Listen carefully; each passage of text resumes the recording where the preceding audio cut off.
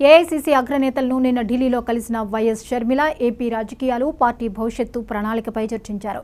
అయితే విజయవాడలో రేపటి నుంచి 3 రోజుల పాటు పార్టీ కార్యక్రమాలపై కేడర్కు షర్మిల దిశానిర్దేశం చేస్తారు.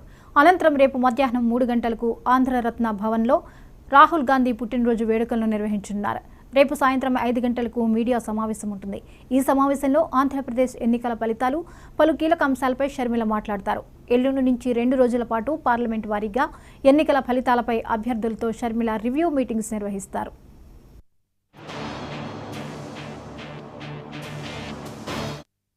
ఈ నెల 20వ తేదీన కడప, కర్నూలు, నంద్యాల, అనంతపురం, హిందూపూర్, నరసరావుపేట, బాపట్ల, నెల్లూరు, ఒంగోలు, గుంటూరు, మచిలీపట్నం, ఏలూరు, నరసాపురం, తిరుపతి, చిత్తూరు, రాజమండ్రి, రాజంపేట నాయకులతో సమావేశమై ఆయా జిల్లాల్లో పార్టీ పరిస్థితుల గురించి చర్చించనున్నారు. ఆయా జిల్లాల్లో పార్టీని బలోపేతం దిశగా వైఎస్ షర్మిల పార్టీ శ్రేణులకు సలహాలు, సూచనలు ఇస్తారు. ఈ నెల 21న అరకు, శ్రీకాకుళం, కాకినాడ, అమలాపురం, విజయవాడ, విజయనగరం, అనకాపల్లి పార్లమెంటు వారీగా షర్మిల రివ్యూ నిర్వహిస్తారు. ఈ సమావేశాలకు జిల్లాల అధ్యక్షులు, కీలక నేతలు హాజరు కానున్నారు.